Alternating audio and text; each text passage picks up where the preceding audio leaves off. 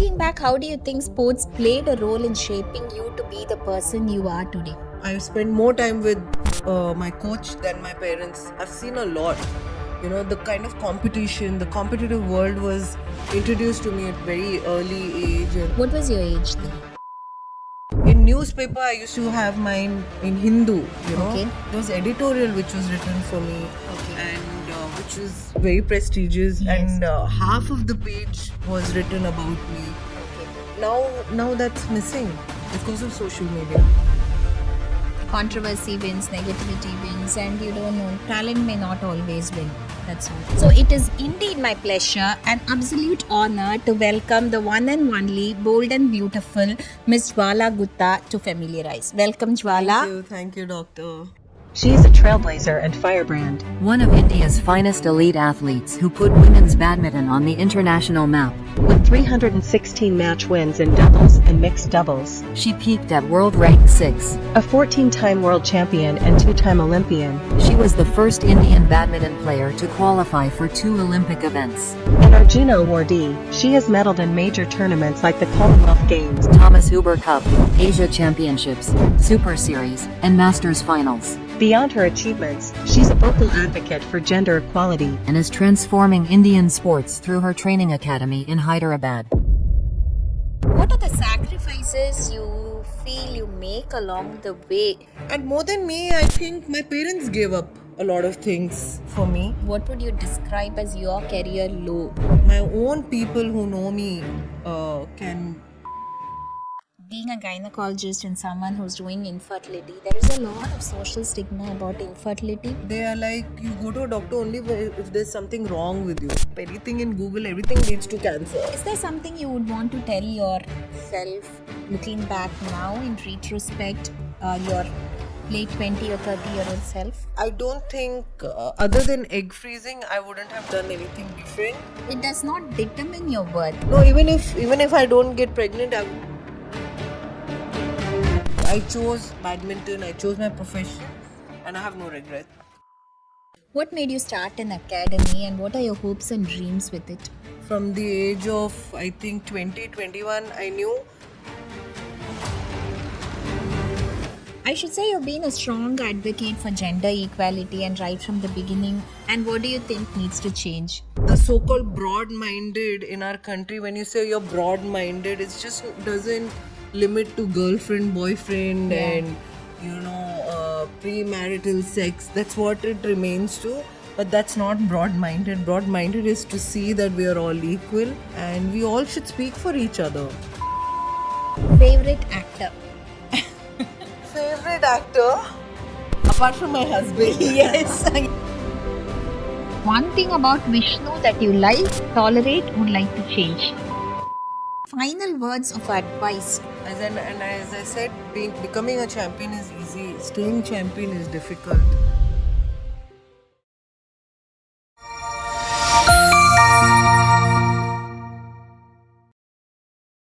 Welcome to Familiarize, and today's episode is going to be the start of a mini series which I have termed as Dreams Kanavu Meipada Vendum, which really means dreams should come true. So this is mainly to showcase amazing achievers from various other fields, both conventional and non-conventional, but fields other than medicine. Because just talking about medicine can get pretty boring, right? My aim with this is only to inspire the youngsters and know that there are so many different choices out there in today's modern world, and also have them see that achieving excellence in any field is by no means easy. It's not a cakewalk and is not possible without a lot of hard work and struggle which one goes behind the screen of success.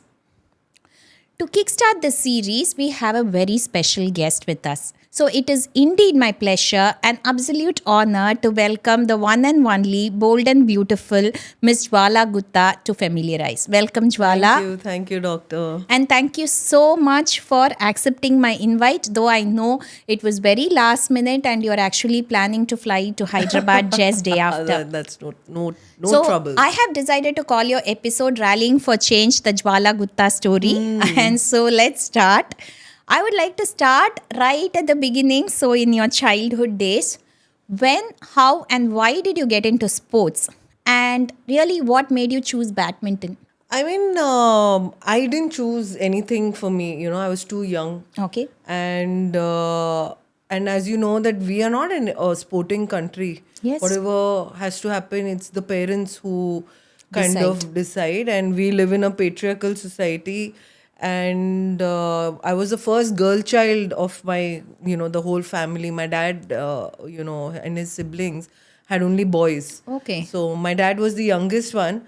And then when I was born, it was a very different reaction. He did not expect that kind of a reaction. Oh, it's a girl. It's a girl. Okay. So a lot of will, better luck next time kind of a Okay. thing was Okay. given to him. So that's when I think he decided that, I'm not going to bring her up in a conventional way. And in that time to decide that I will put her in sports no matter what, any sport, but she'll be in sports. Okay. That's amazing. And that time it was the engineering and the doctor, only engineering and doctor. Only medicine or engineering. Or engineering. We didn't have any other choices. Every second person was an engineer around me. Every second person was a doctor around me. There was nobody who took up sports. And then when I went to this facility for sports, I was the only girl. Okay. And so it was my dad basically who pushed it. And I was too young, to understand that I needed discipline, to understand that I needed dedication. It was, I think, my dad's discipline, dedication towards my career, which kind of got me here. What was your age then? I was 4 when I was introduced to sports. My God. Yeah, I can't did even swimming. imagine. Yeah, I Okay. did swimming and gymnastics for 5 years. Okay. And then first initially I was introduced to tennis, but my mom was like a little apprehensive, she was like, no matter what sport I take, I should not lose my femininity. Okay. So she was the one who introduced me to badminton, Okay. which I feel is a wonderful sport for a girl, and you are strong, you are also feminine, which is, You very, play with grace you like play that. with grace, you don't bulk up, Okay.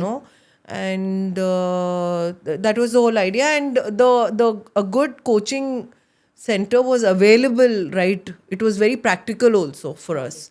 A very good coach, doctor bol rahi hu, coach, he's sorry. Now all doctors know, that's why we can edit But no he's minds. Dronacharya and Padma Shri, SMRF, who changed the badminton in our country, and I trained under him. So he lived quite close to you, and though it was all The center was close to me. He lived in the old city and he used to come. He was dedicated. So we learned a lot about dedication, discipline from, he was like my second father. that's Yeah, very nice. yeah.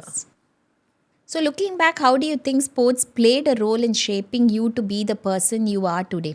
I mean, I spent most of the time in sport. I spent more time with my coach than my parents. By the time I go home, I was already tired at around 8 p.m., 9 p.m. And then I had to wake up again 4:30, 5 o'clock to go for my training. So whatever I am today, I think the kind of exposure, the kind of learnings I've had is through badminton, through the sport. I've seen a lot. And I kind of lecture much older people than me now, saying that you please don't think that I have not seen. I've seen a lot.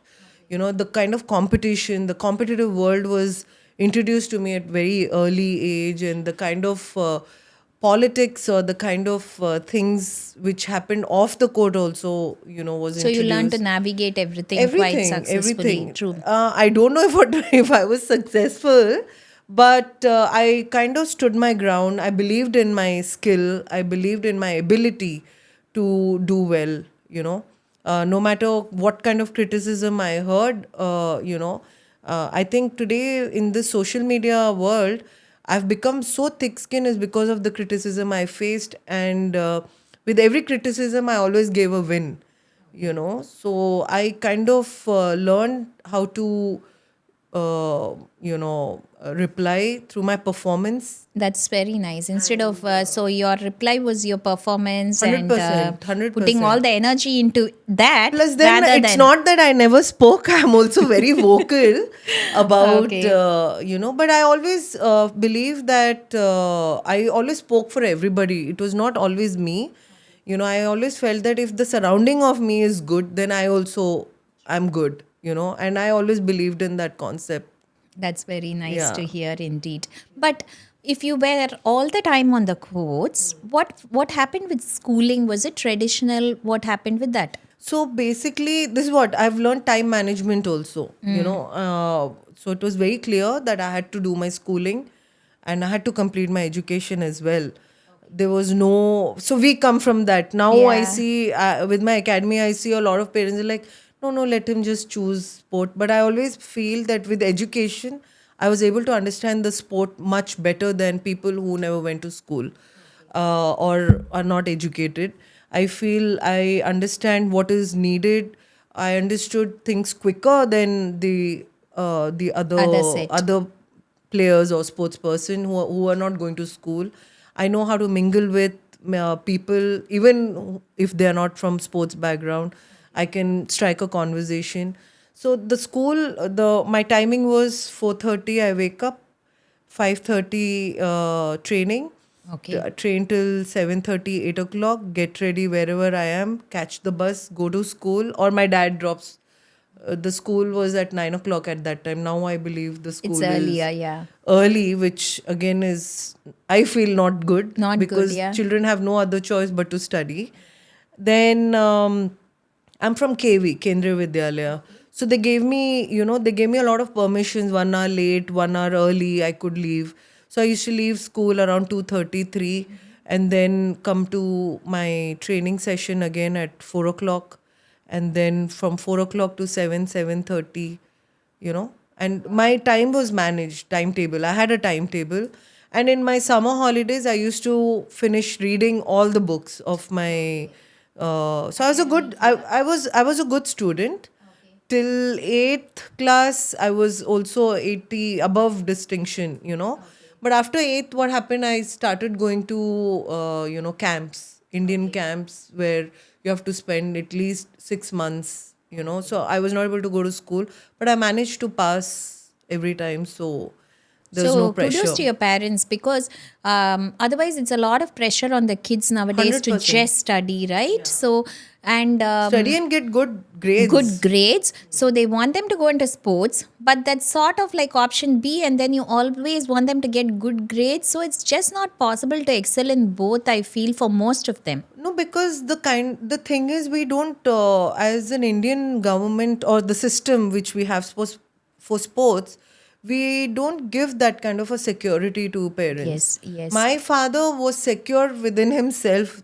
He knew what I was, capable of, and he never dissed me down. He was like, I know if you study, you will get Really 90%. good. I know if you work really hard, I know you will do well for the country. So he was always very positive. He never put pressure on me. I'm lucky. I was Very lucky. Yeah, I'm definitely a lucky girl to be born in this family where a man, encouraged me. And I think he's the first feminist who I've encountered. So That's nice. So that's where you got your first taste of femininity yeah, and then not conforming to the societal not at norms and all. things like that. Not never telling me that you're a girl, so you have to sit this way. My father never told me this. And not now. This was quite some time ago. So that is all the more really Yeah, so for commendable, I me, would it say. was very. I used to wear shorts. I used to wear skirts. Never told me not to wear. No, don't do this. I always learned my own, lessons. If something, where to Yeah. do what. It was always my own learning. But he never tried to control me just because I'm a girl. You know. Of course, because there's very sensitive things which he couldn't speak. Being a guy, Okay. he also introduced me to counseling at a very young age, at the age of 13. So that way, I think my dad was a very progressive guy. Very strong influence in Yeah, your because he upbringing. wanted me to learn about certain things at certain time. And if he's not able to say it, he introduced me to other people who could say it. Absolutely. It's really, really, we should have a big round of applause, I should say, Yeah, for yeah, your dad and yeah, your mom. yeah. So that's what was going to be my next question. What role did your parents play and how supportive were they? And then I think you have answered that very, very well right now. Yeah. But what are the sacrifices you feel you make along the way to being a champion? I think sacrifice is too big word. I'm enjoying the fruits of it.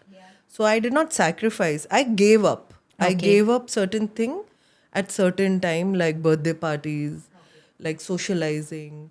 I didn't have time for it. I could have chosen that. I could have made, but for me, my rest also was very important.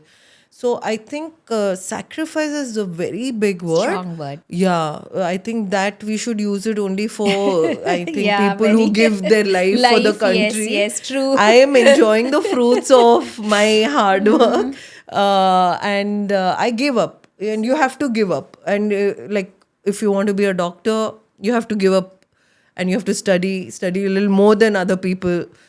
So the same thing. Priorities. That's Yeah, what. you have to set your priorities. And more than me, I think my parents gave up a lot of Definitely. things for me. And as I said, you're too young to understand dedication, determination, discipline. At the age of 4 or 10 or even till the age of 14, you just want to enjoy, you want to have fun, right? Definitely. You're a child after all. But then after a certain period becomes a habit. People are like, how are you able to do 10 hours? But you don't feel it because it's become a habit, part of my life. And then by then it's too late to give up, So I think it was my parents who gave up on a lot of things, on their relationships with their relatives and their time with their relatives, and they never went for a Because birthday. they had to go with you to all They the had to tournaments. accompany me, at least till the age of 18 they were accompanying me everywhere, and once I became an adolescent, then it was more my mom used who to was come. traveling with me. So they had to give up on a lot of things. On maybe they could have spent that money on themselves, but I think it was their A lot of their they effort gave up. and their Yeah. giving And up. we live, you see any sports person in our country, it's the parents. Definitely. Most of the successful sports person, it's their parents' unconditional support. Yeah, because Ashok we also don't, tells me the same, no? because we don't have even a for system. cricket and everything, Yeah. it's always one parent who gives up even their whole Yeah. profession to accompany Yeah. that Yeah. young child. Yeah, because we don't have a system. We don't have a system in spite of so much money which is being spent on sports. That's what we get to hear now because of social media. But we still don't have a proper system in place. And that's why we don't have a good, standing in the Olympic level. medal. Yeah, yeah. You think it's really different, the whole system in the... I've trained in China, so I know that their system is completely different, completely funded by government. You don't have to spend a single pie on your sport. But in India, if I don't do it myself, nobody will, because we don't have a system in place. Yeah. So there are a lot of reasons why we are lacking, right? It's not for the want of talent, but it is much more complicated than Much that. more complicated, much more vast. The problem is very big. Nobody wants to address the actual issue. Everybody, even the former sports persons, also become politicians after they join the administration. And I don't see much change happening. We only talk more about sports because of social media. Just minus the social media, you wouldn't speak about. I think, but I am more lucky to have played in a generation where in newspaper I used to have mine in Hindu. Okay. There was editorial which was written for me, and which was very prestigious, Yes. and half of the page was written about me. Now that's missing because of social media. Yeah. So anyone, social media, you know how it is also. So It's become very temporary because every day there's a new news. So the attention deficit has seeped in. to our youth, not only youth, I think even Controversy wins, negativity wins, and you don't know. Talent may not always win. That's all. I mean, talent not doesn't win always, but I think now only marketing wins. Yes, you definitely, for whatever you do, if you you need to market yourself, even if you're the best. Unless you want other people to know about it, then No, everything I think has become very thankless somehow.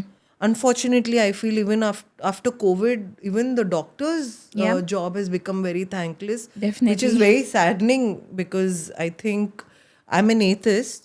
For me, my God is my parents, and I think next is doctors because without them we can't survive. If I get sick, the first call goes to a doctor, not to a temple, God, okay. So for me, I feel that kind of an attitude is not good for the coming No, generation. there's a lot of distrust, mistrust due to many things. I think, as you said, a lot of it has become thankless. We feel we are entitled to a lot of Yes. things.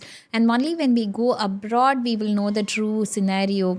For example, my friends who are doctors themselves, they are consultants themselves, they have to have a simple scan done. They have to wait for a month or maybe two, because being a doctor, they may get it in a few weeks, but it is nowhere as easy as it is in our country. In our country. And it is much cheaper, the healthcare here, compared to what it is abroad. 100%. But again, people don't have that sort of exposure. They have here every other clinic and pharmacy around the corner, right? Every Correct. street corner has one. So I think we have sort of become very sort of used to it, Ungrateful. and ungrateful, as well as entitled to certain things. Yeah. But this there in every field. Every field, yes, not even only in medicine. I have my academy.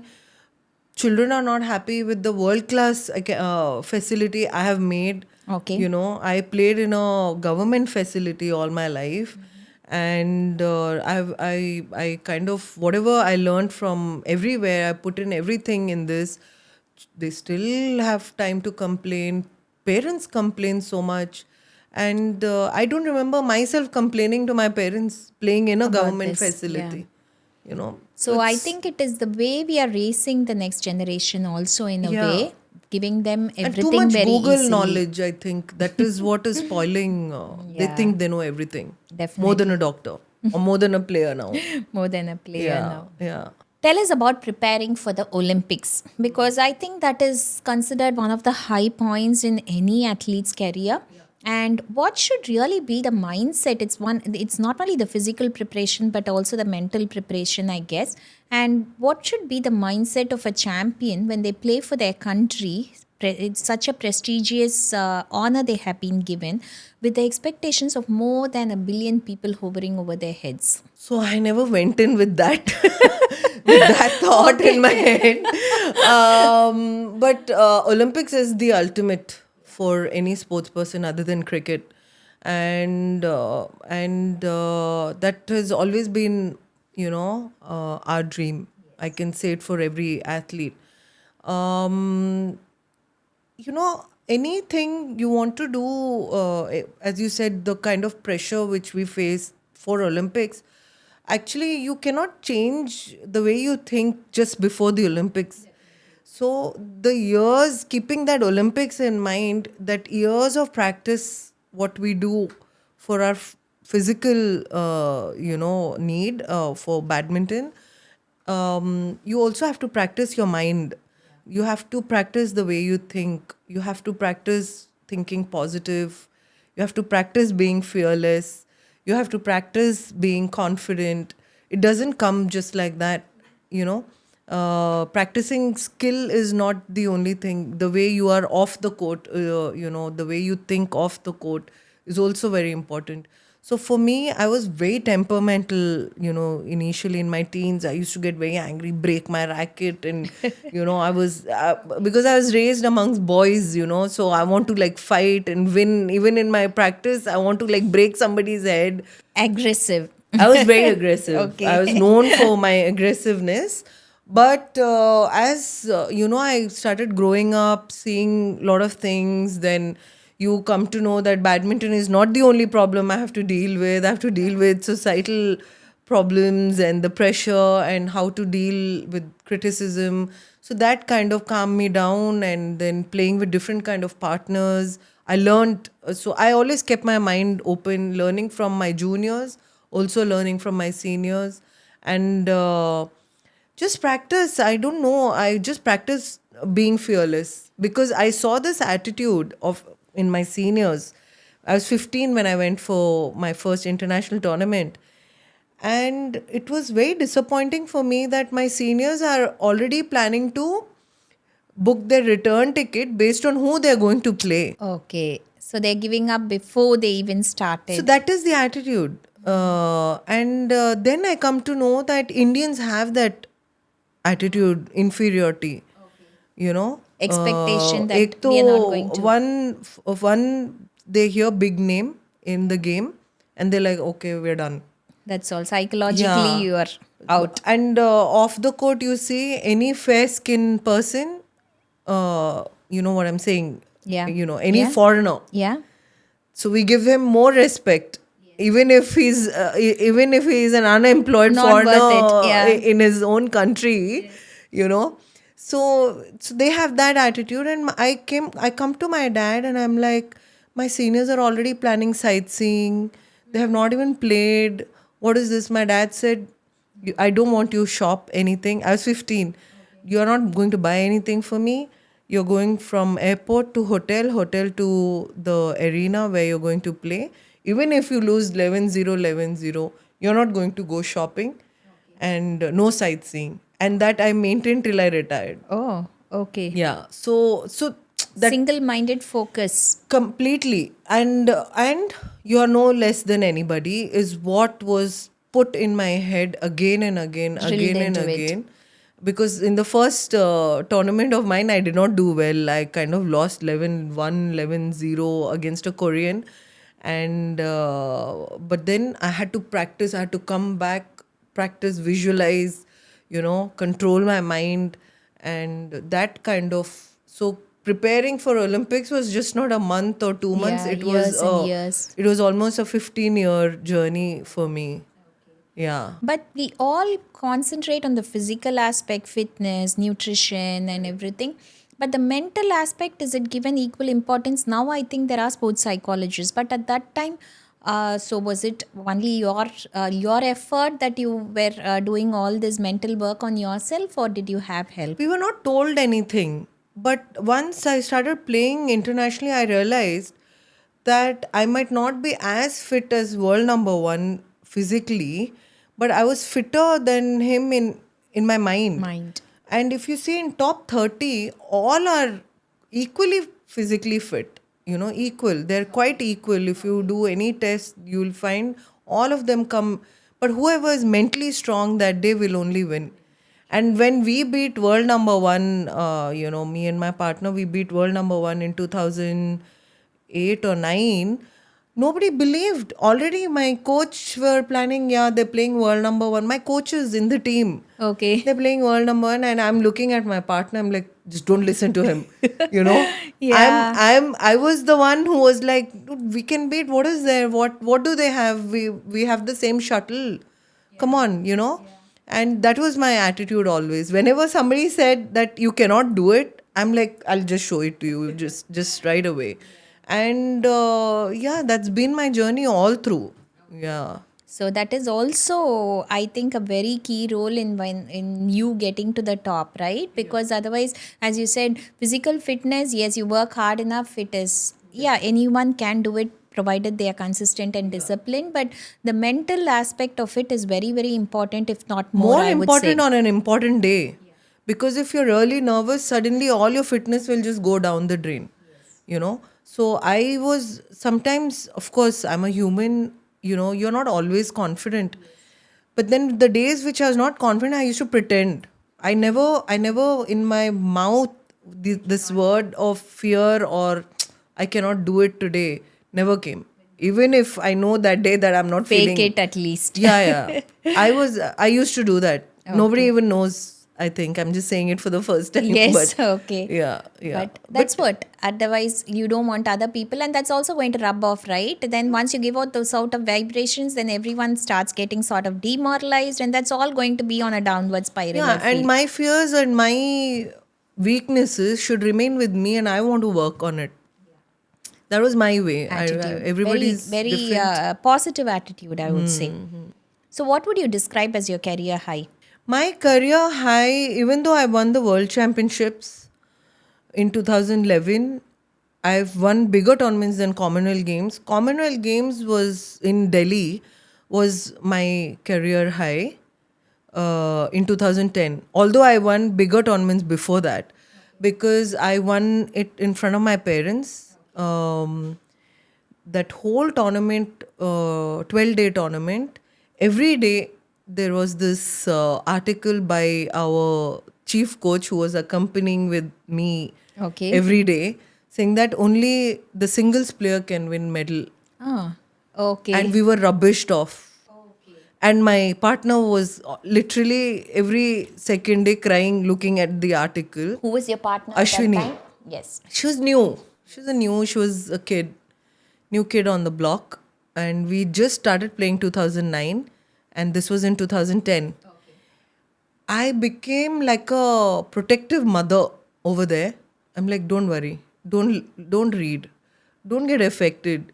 I had to take care of her. I'm not thinking. So I think that also kind of, my attention towards her and taking care of her kind of took off the pressure of the tournament, and that thing of what do you say, that zeal which I kind of, that anger I Which kind you of got to. directed towards my game.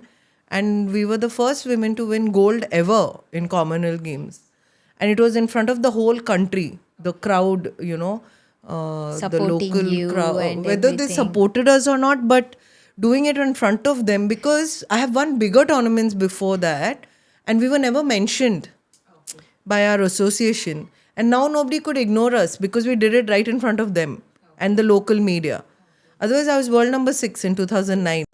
And you have won many international tournaments Before also. that, and big tournaments, So for me, that was my career high, to again reply in the way I know, with my performance in front of them. So it was like a tight slap to my critic. And that, yes, definitely feels satisfying. Yeah, Aisha. and too much. I was also going through a lot in my, I was going through my first divorce and all of that, separation during that time. That cannot have been easy to have played at that level Yeah. when you were already going through a lot personally. Personally, and it was made a big, mockery out of it in, the newspapers. And it was the first experience for my parents also to come across this tabloid, Okay, yeah. We were never in tabloid. So I think the whole badminton came into tabloid is also because of me. So, yeah. So it was an experience. Definitely. And yes, you must have felt really, it must have felt really good. Yeah, I cried. That was the first time I cried publicly. I don't cry very easily. But I cried. I saw my dad, I saw my mom, and my sister also was there. And the national anthem was playing. So Must it have been was- emotional, I'm sure. It was emotional. I don't show my emotions very easily. But I think... Yeah, everyone has a point. We Jwala. do 100%, but I went through a lot. Nobody knows that. And I think that was as good as winning an Olympic medal for us.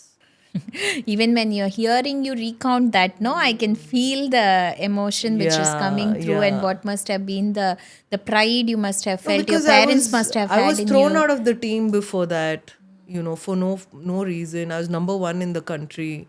I was thrown out of the team. They tried to, destroy my career with nonsensical, gossips about my divorce.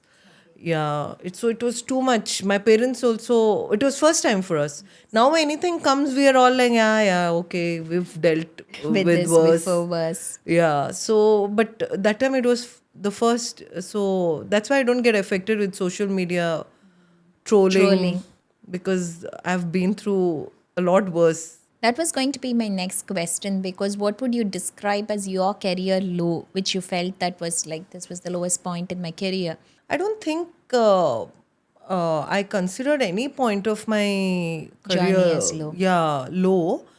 It's just that I was welcomed into this harsh reality, because till then my dad was like, "You be good, the world will be good to you." Okay. Everybody is good around you. Okay. If I you was work hard, that's fine. the only badminton और कुछ नहीं करना है. Your badminton, you perform, everything will follow you. But I was introduced to this harsh reality of it in 2006. That my own people who know me can, Turn against you. for what also I didn't know. Till Okay. today, I don't know why that happened. For no reason. Because my job as a player was just to play and You perform. mean the ban? I was not banned. In 2006, I come back from Commonwealth Games. We won the first ever medal from Melbourne, bronze medal. It was the first time India won medal in a mixed team event. Me and my partner had beaten world number 5 to win that medal. And after that, badminton was put into a priority list. We have a priority list of sports. So there is this priority list where badminton was not there. Because of our medal, we came into priority list, and then the funding came to badminton after that, and it's continuing till today. All right. And I come back in March, Feb or March, and I was thrown out in April because a new chief coach had come as 23, and I had become old, and he wanted to encourage 17 talent? Okay. younger. I was 23. So, and he was my own guy who used to come home, eat food in my house. And my teammate, my playmate, I practiced with him, So it was very, that was like a jolt, meaning unexpected. Yeah, and you can't understand why it happened Why? also. No. So even Because if there was a reason. I'm national champion.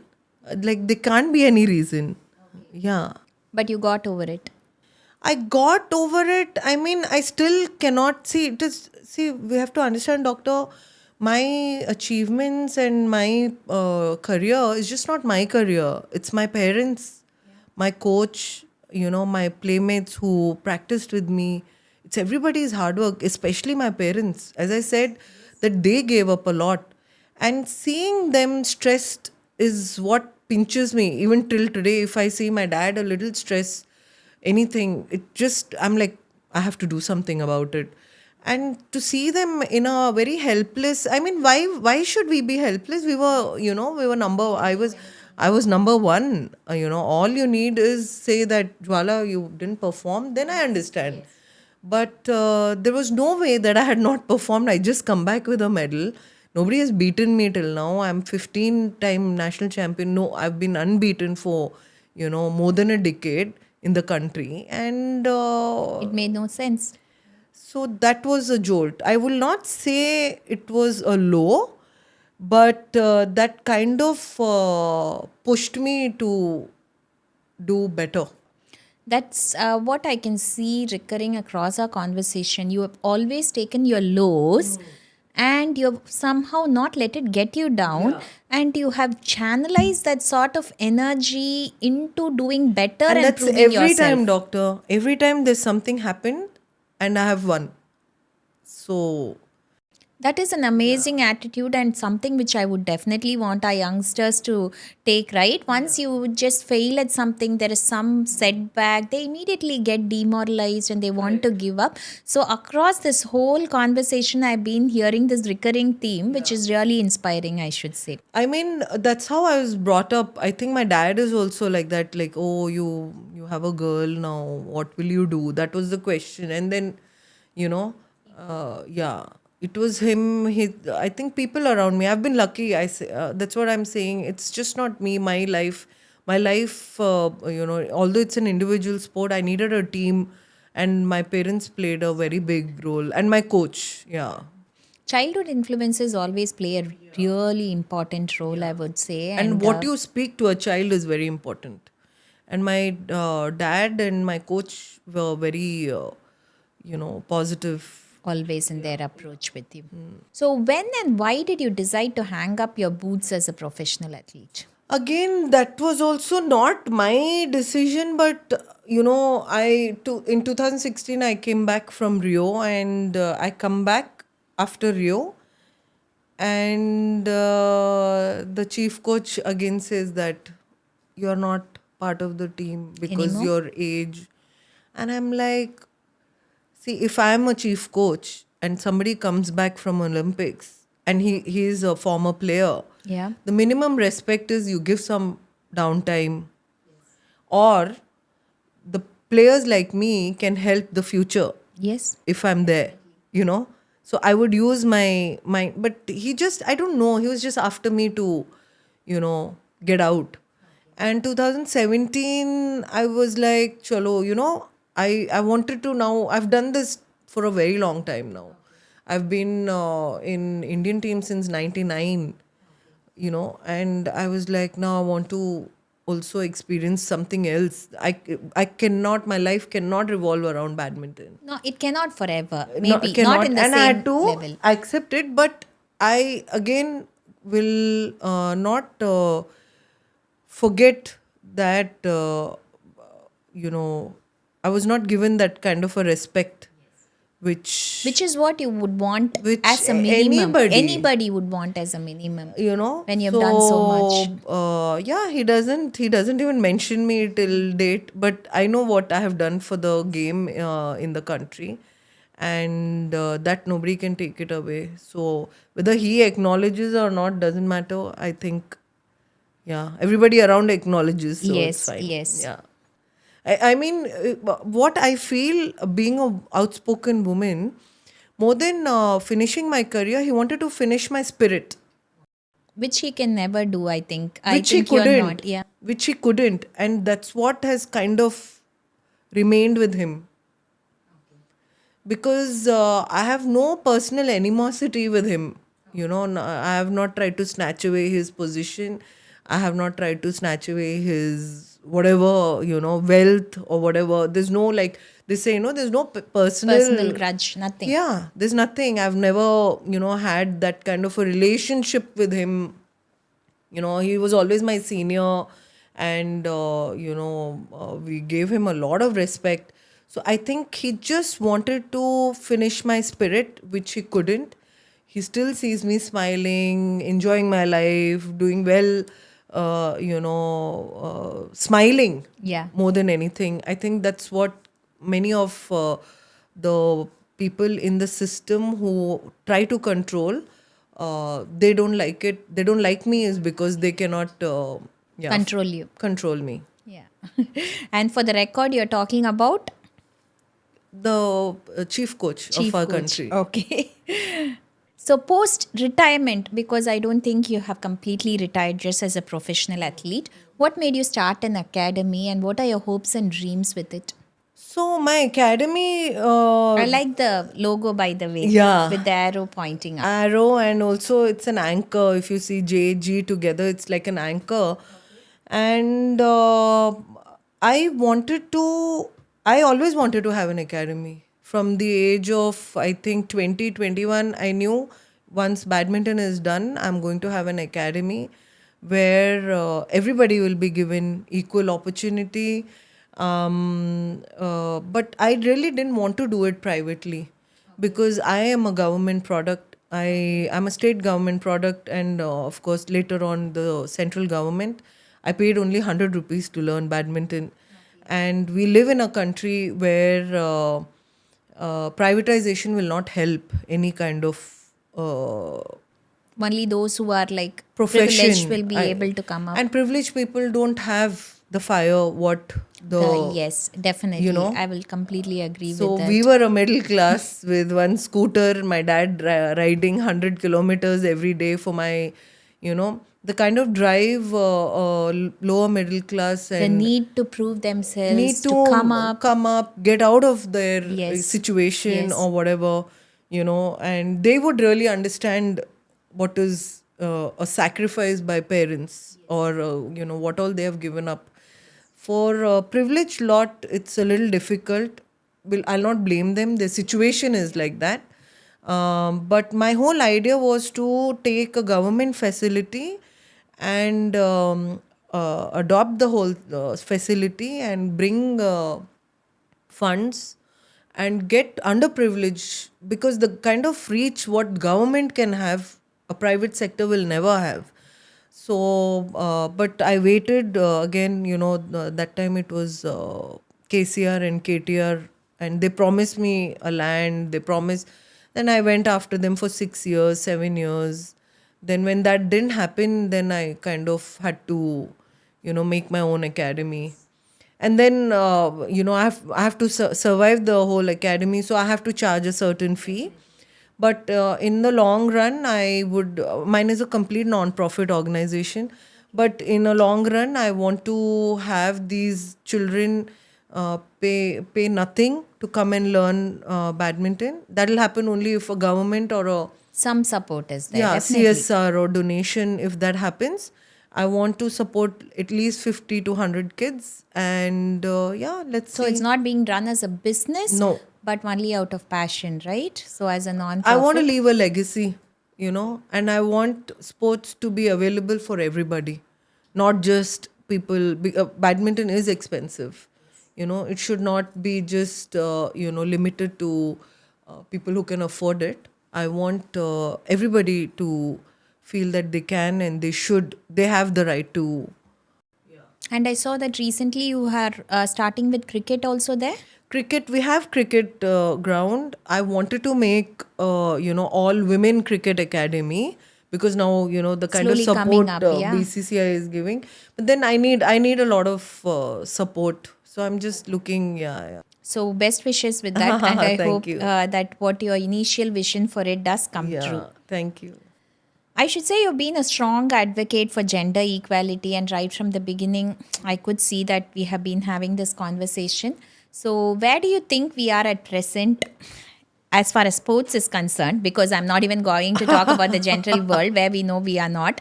And what do you think needs to change? See, I don't know first is whether people really understand what is gender equality, Gender equality is not how strong I am compared to a man. It's not physiological. It's about opportunities, and it's about how you look at a woman, If woman becomes a mother, you're like, bas, her gaya." career is finished. Ho gaya. And if a guy becomes a father, but Yeah, he it's can normal, it's continue. natural, Yes. right? So that attitude needs to change. We are far from gender equality in our country, especially in sports. If you see a Indian team which consists of 10 boys and 2 or 3 girls every time. And because I was playing doubles, it was 4 girls. So I don't think we are still sending equal number of boy and girl in an Indian team. And I think we need to. There's a lot Pay, pay it's nowhere parity, near. and people. I stopped playing in national level tournaments because the pay was not equal for girls. I said, when you're not paying me as much as the guy, but you want me there for visual appearance and for your sponsorship, you're not paying me. So I stopped playing. Last 4-5 years, I stopped playing national level tournaments because we were not paid equally. And you don't think it's going to change in the near future? As I said, even the girls who I expect them to demand are not demanding, unfortunately. They're okay with that kind of a treatment. They're okay, like even in Premier Badminton League, if you see, there's no women doubles. And I was the one asking why there is no women doubles. you know. And then once I retired, they're all okay with it. It's quite surprising. With what it is, and they keep going. They're adjusting, they have no voice, they're scared they'll not get the rewards, awards. But I'm just wondering, and I'm just asking them, you'll get your rewards and awards. Tomorrow after 40, your child will ask, what did you do? For the sport, or Or what to did you stand do up for for me? yourself. Yeah. What did you do for me? You know, you were there. You were at a privileged position where you could speak and 100 people would listen to you or hear you. Why didn't you speak? You know? So I don't want to leave my legacy that way. I know I have spoken a lot. I will continue to do so. And one of the reasons why I have my academy is to show that, you know, because if you see even the academies, it is only majority is the men who are running the academy. So I'm the first one from the professional sport who made an academy, you know, from the scratch. So I want to leave a good legacy behind. And be able to look back at yourself and know that you did right? Yeah, I did right. I will teach, kids who will come later on the same thing. Even in my academy, I tell them becoming champion is easy, but staying champion is what Yeah. is very Very difficult. difficult. And that will happen only if you have some kind of an opinion or personality. And sports is all about showcasing an individual personality on court. You just see tennis, you see so many different kind of players, the way they speak, the way they are, the exposure is completely different. Indians, we are still very amateurish, very juvenile. Okay. Yeah, that's what I feel. On the compared to the on the international stage. Yeah, because their exposure, the way they think, the so-called broad-minded in our country, when you say you're broad-minded, it just doesn't limit to girlfriend, boyfriend, Yeah. and premarital sex. That's what it remains to. But that's not broad-minded. Broad-minded is to see that we are all equal, and we all deserve equal opportunity, and we all should speak for each other. Yeah. That is broad-mindedness. Support each other and Otherwise, not in pull India, others down. it just remains very, the broad mind is, oh, she's very broad minded or she's very bold. It just is limited to a sexual conversation. And not anything else. Nothing Yeah. more than that. Yeah. It's very surprising, actually. So marriage for a sportswoman. I mean, marriage, I would say, I always tell people, one, your career choice is very important for a person, both men and women, I'll be. And to be fair, marriage and finding a good marriage partner is like, it gives you, I mean, it is not the be all and end all, but if it is the wrong person, it can really mess up your life to a large extent, both for men and women, to be fair.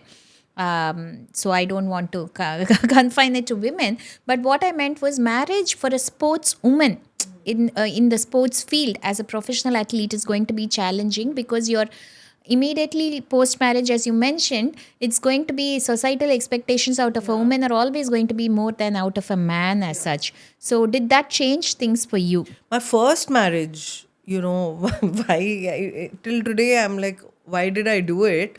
But then, as I said, my parents are also parents for the first time with me. So Yeah. everything they're experiencing it with me. Yes. My sister was born 8 years later. Okay. So all the experiments and all the Mistakes, maybe you say, yeah. mistake, obviously not intentional. Intentional, They totally. have their good intentions only, but they thought that once I get married at the age of 20, 21, I'll be able to focus more on my career and not have a boyfriend. Okay. So that was the thought, Okay. behind the whole thing. Jaldi shaadi kara 20, do. 21. I was 20, 21. I can't imagine talking to my daughter about marriage. She's 21. I can't imagine. Yeah, but then Those times, yes, it was like definitely. that, and then soon we realized that it was not the right thing. My whole life became about the marriage, and about. He was also a badminton player. And the whole thing became about his performance, his career, Yeah. his tournaments. And I'm like, I'm also playing. Why is nobody asking about me? And and then I kind of realized, and then we separated.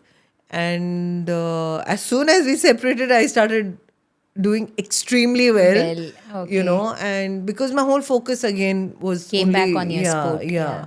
So and then I decided that let me just play and let me not think about marriage. And I was okay with not getting married also, because I am someone who doesn't succumb to societal pressure. But around me, people were like, and now people have no, not many people know that I was married also. It was Okay, yes, long ages ago. yeah. But at one time, then, I thought that, companionship is important. I was okay with just having a companion, not, putting a legal name. But then I wanted to have a child, Okay. and then I thought, because I live in India, I don't want to put my child through Yes, any scrutiny. right from the beginning. Yeah, you start being protective, right? Any Yeah. scrutiny. Why? When I can, why not? And good or bad is very subjective, doctor. The partner can be good for me, can be bad for somebody else, and I can be Absolutely. good to somebody, good for somebody. People think that, oh, Jwala is so dominating, just because I am very Outspoken, yes. outspoken. People are not used to a vocal woman in Yes, our yes. country, and who's successful, who's still ambitious. So I think it's subjective, good or bad. What I've learned from my parents is, because my mom is Chinese, came from China, adjusted into a middle class Indian family. Telugu family, you know. That's an Then, interesting story. It was really. So, Yeah. how did they meet? They met my parents. My dad was studying in Wardha actually, and my mom's grandfather was a Gandhian, Okay. and he was very close to Gandhi. Mahatma Gandhi named him as Shanti, because that time China India there was a lot of conflict, so he came as Shanti Doot, like peace messenger. And then after Gandhi died, he came back to India. He got my mother along and went to Wardha. He wanted to translate Gandhi biography into Chinese. So he stayed, and then my mom Met your dad my there. dad. Okay. My dad was teaching her, I believe. He was 2 years senior. So he used to take tuitions Okay. of chemistry. Okay. I'm like, wow. They worked out. The chemistry worked So then out. they had to get married, because my great grandfather was against the whole, affair. And he died there only, Wardha. Even on his deathbed, he never looked at my mother. Oh. So, and Her when she father- came, her grandfather. her grandfather, Her my great grandfather. And when she came, she was 17, so she needed a local guardian. So when he came to know about her thing with my dad, he asked that guardian to withdraw his guardianship. Oh. They would have deported her and all of that. So they got married and they had me. Okay. So she's adjusted. What I mean is, what I saw, that she adjusted with her in-laws, and they are, I will not say very, but they are regressive.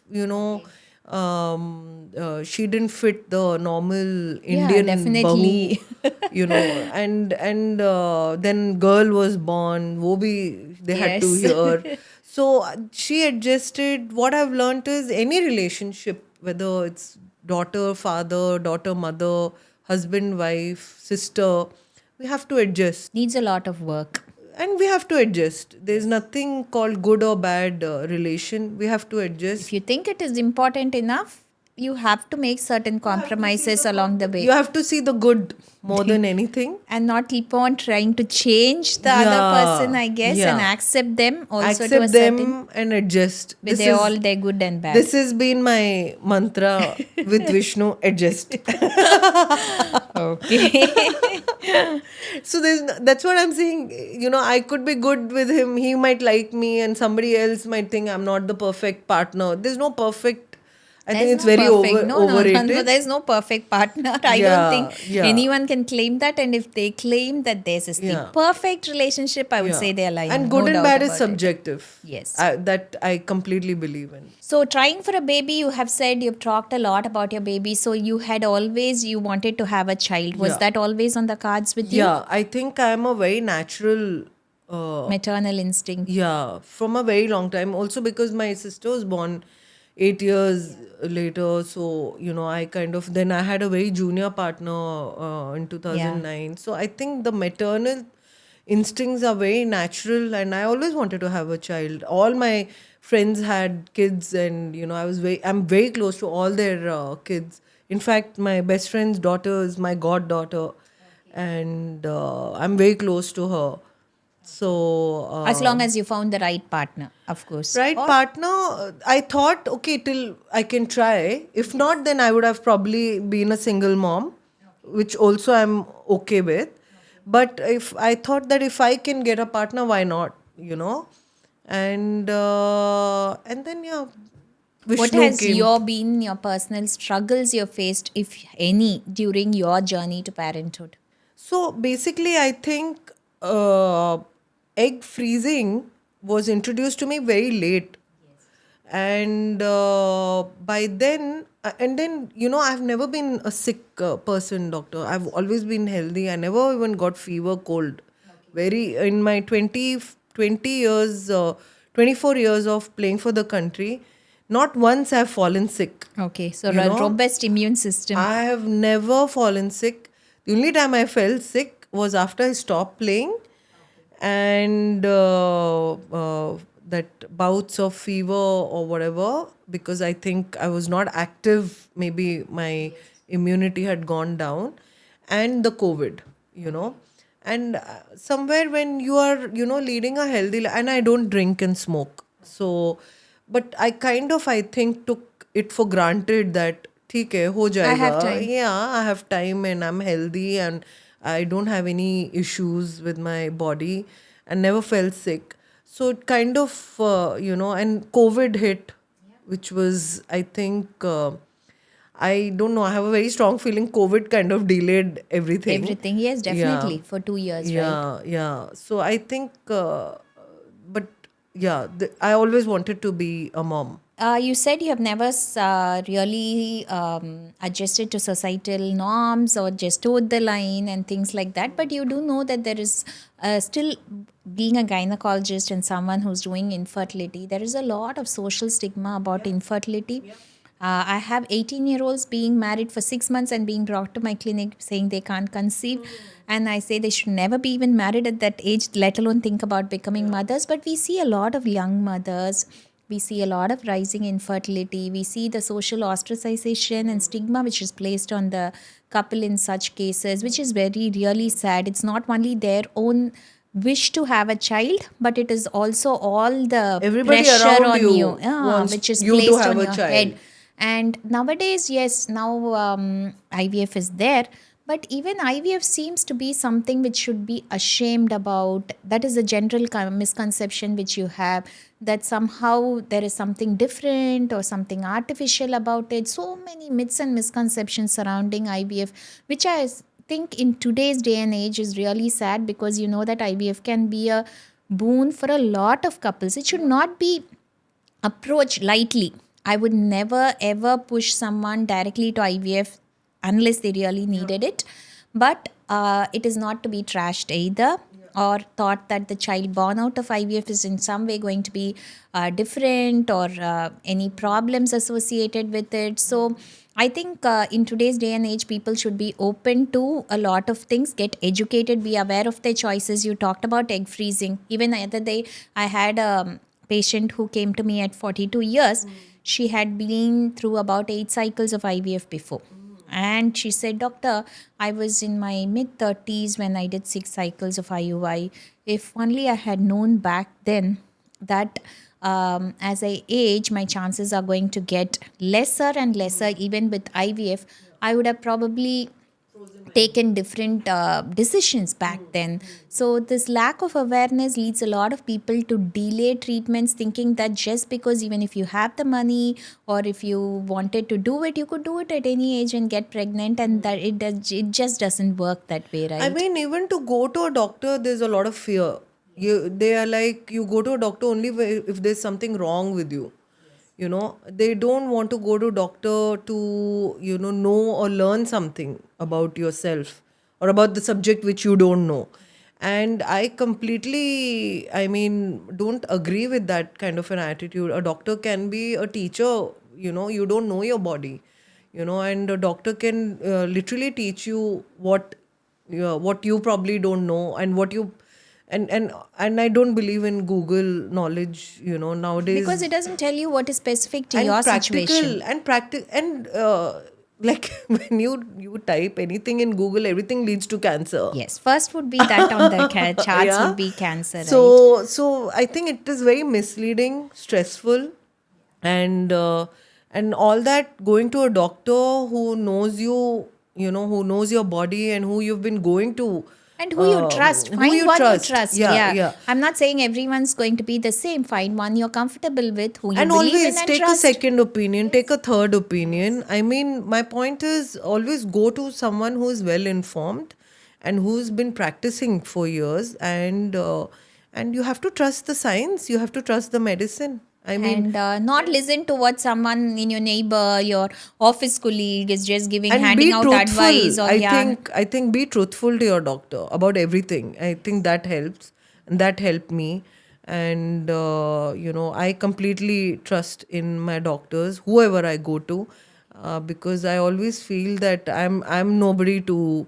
Yeah, I've always seen that with you, right? Even when the brief time, even when we had you had few queries, you've Yeah. always said, no, I will go with what you say.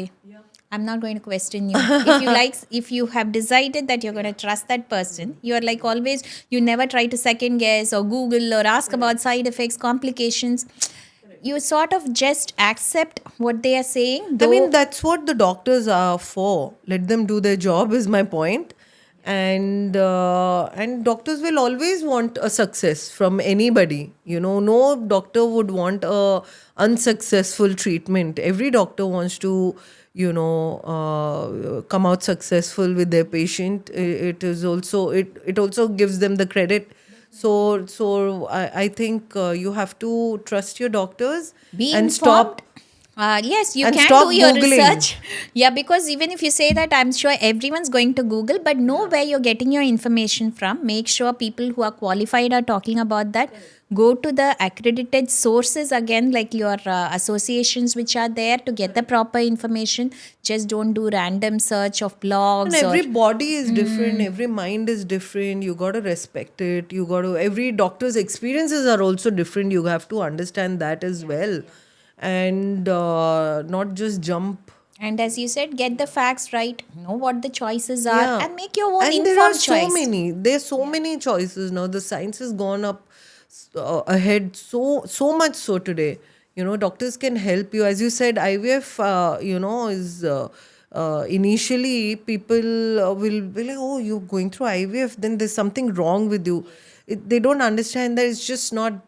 There's nothing wrong with you. If Yeah, there's something yeah. wrong with you, even IVF will fail. Yeah, exactly. Yeah. But IVF is just to assist you for as quicker as possible and as precise as possible. And then sometimes And, time is running out, eggs time are is running out. at Women, even younger women ages. time does run out. Yeah. Is what I want to Compared tell. to men, yeah, yes. compared to men. Unfortunately, men we can are- get become fathers at the age of 60, 60, 70 also. yeah. Unfortunately, women cannot. We have a and we have finite to, number of eggs, and Yeah, yeah. we have to accept that. We have to accept that. We have to accept. Yes. Yeah. So, is there something you would want to tell yourself looking back now in retrospect, your late 20 or 30-year-old self? Would you want If to I tell knew you? about egg freezing, I would have definitely gone ahead with that. I was not told the seriousness, or I was not informed. I think I was told, if I remember, but I didn't know the seriousness of it. But I don't think, other than egg freezing, I wouldn't have done anything different. I kind of I'm very happy at the stage where I am today, and this is the right time for me, where I can probably give full attention to my personal life and to the child if whenever I have, and that's how I want my life. I chose badminton. I chose my profession, and I have no regrets. That's Yeah. very nice. Life well lived. No, even if I don't get pregnant, I wouldn't have had any regrets, because that's not the only thing what a woman is made for. So society will tell you 1,000 things, but they will not come and help you bring up the child.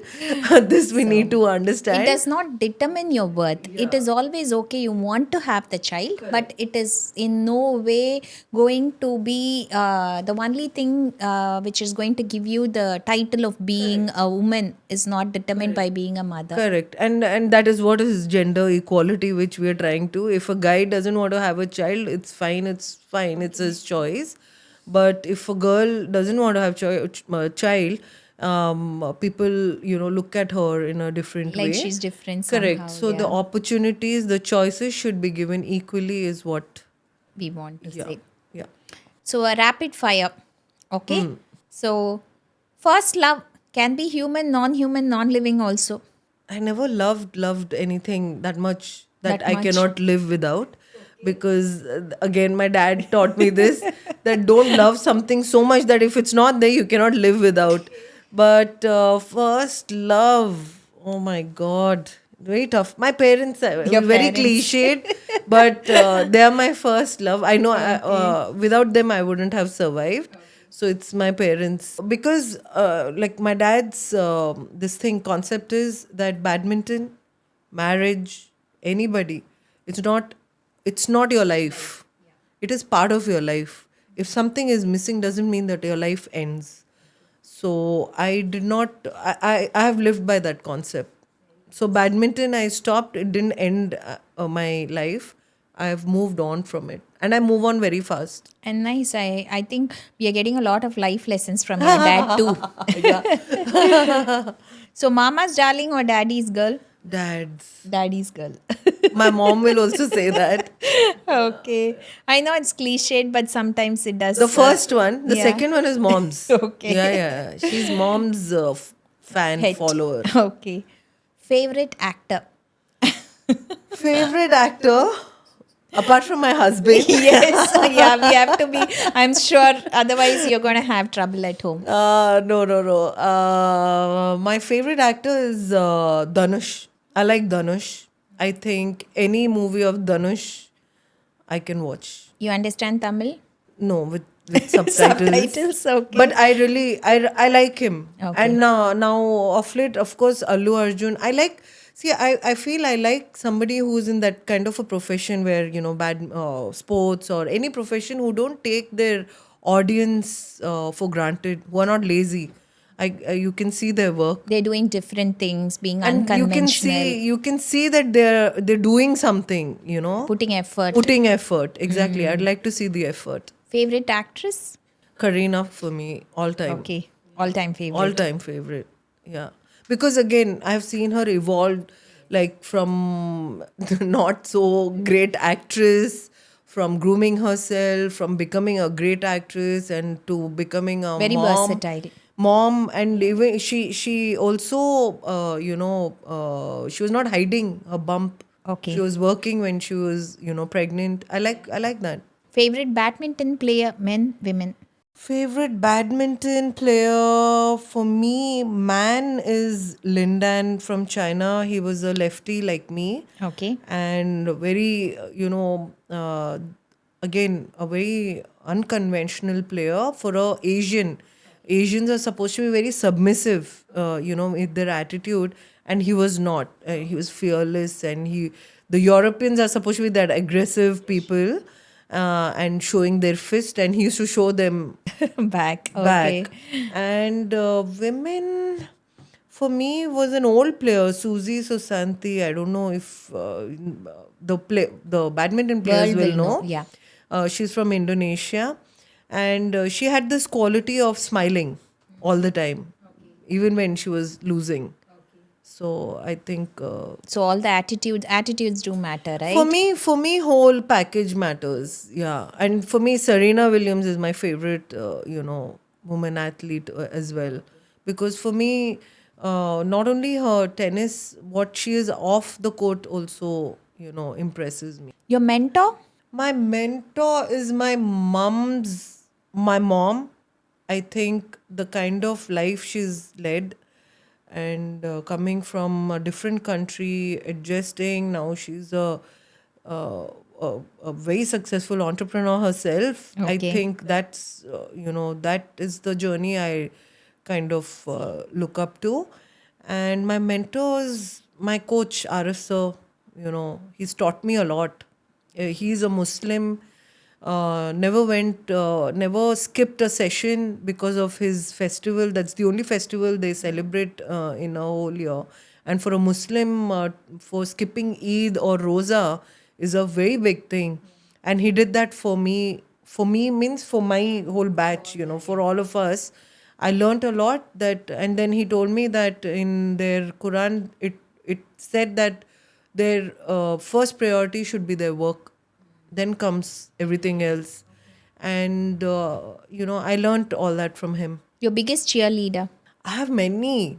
I think I must have not earned too much money as my other contemporaries, but I have at least 12 3 a.m. or 2 a.m. friends. Oh, wow. That's a lot. That's a lot. They'll do anything for me. That's so I've great earned people. to have that support system. Yeah, Definitely. I've earned people, and they've been with me for past 20-25 years.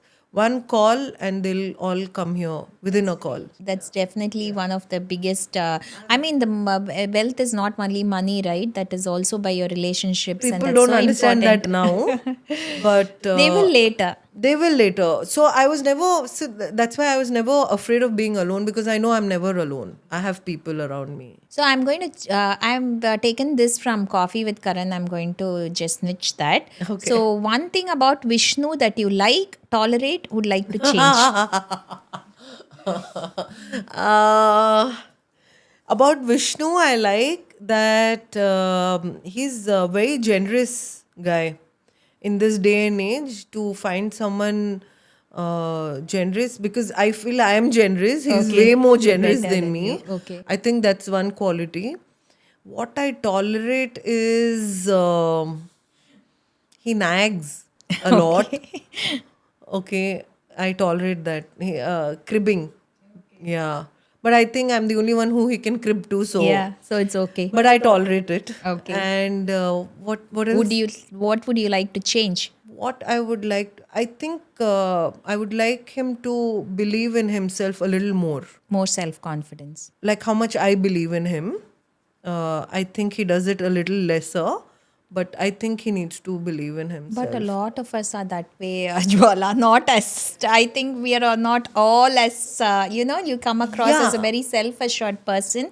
But I But think then, if you're in a competitive profession, I agree. I think you need to have a little more self-belief than normal. Only then you'll be different. So I'm going to give you 5 things so you can order it 1 to 5. What do you think you need to succeed in sports? Talent, hard work, discipline, luck, opportunity, and contacts. In what order would you really say? Context, not too much, but all this together, it's As a like a, package. biryani. Yeah. If one masala is missing, that's about it. That's a you nice cannot depend on talent only. You definitely need hard work, whether you're talented or not. Discipline you have to have in any profession. Yes.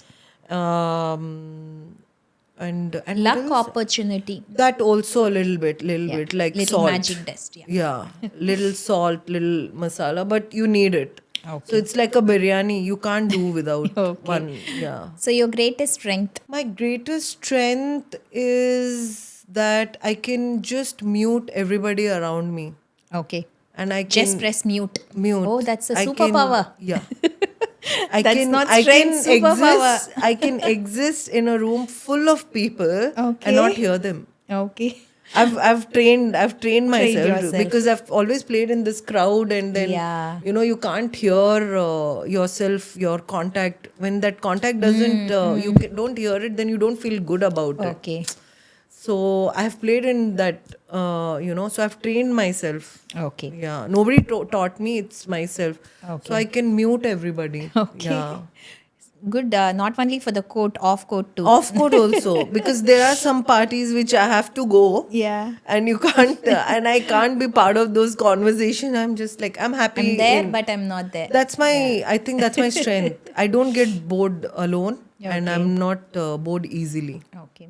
Your greatest weakness? My weakness is that I am very emotional.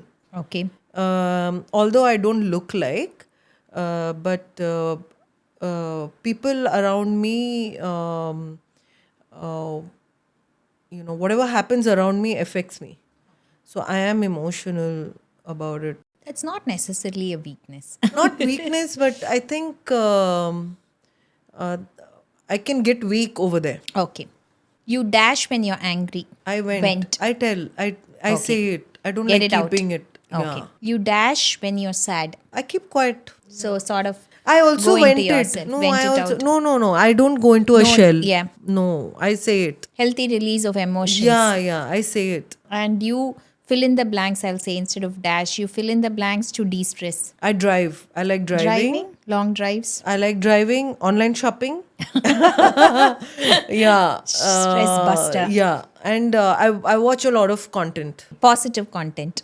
Or something which is at least funny. I mean, when you're sad or stressed, I don't think you want to watch anything stressful either. So the thing that's what I know that it's a movie. Okay. It's not real. Yeah, not real in So I life. don't Doesn't get. matter. I don't get affected by the screen. Books or movies, Netflix? Movies, book should be a habit. I don't have that habit. I used to read a lot actually, but it's been 20 years now. So what would you wish for, a girl or a boy? A girl for me. I think this world needs more stronger girls. Yes, strong women raise strong women. Yeah. And she'll be able to, an educated and aware woman, she can create more awareness around her. I think I would like a girl. So your next aim or goal? Just my academy, focus on my academy, and my aim is that I make sure that people around me are safe and sound. So any final words of advice you would want to give for the sports crazy, aspiring youngsters out there? As I said, becoming a champion is easy. Staying champion is difficult. You just don't want to become one tournament champion and leave it. So if you want to become and stay champion, you have to work hard. You have to be consistent. You have to be patient. Patience is missing in this generation. You have to be grateful. Gratefulness is also missing, and gratefulness is very important for a sport person.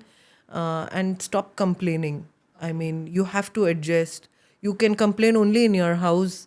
When you go abroad, when there are no facilities, according to you, you cannot complain. You have to play over there. You cannot complain to the organizers. Organizers will be like, you can just put leave. up with it, or You take can just it or leave. leave It doesn't Yeah. matter, Okay. So I think we need to, and be a good human more than anything. End of the day, that's what counts. Yeah. And be empathetic. Empathy. Empathy is missing. Be kind, be Yeah. empathetic. Yeah. Those are good messages which we shall end with. And thank you so much. It's been a most interesting conversation. Thank you. And off camera, as I said before we started, and on camera, I didn't even feel like even a interview of sort. It's just been flowing, and I think I have enjoyed our conversation. And thanks for sharing your incredible journey, challenging us to rethink what it means to be a champion, both on and off the court. And your story isn't just about winning matches. It's about smashing barriers, standing up for your beliefs, and inspiring a generation to pursue their dreams relentlessly, I would say. So, and to our listeners, remember, every setback is just a setup for even greater comeback. And that's what I have heard all through your conversation so far. So keep striving, keep smashing those limits, and until next time, stay inspired and keep playing the game of life. Thank you, Jwala. Thank you, doctor.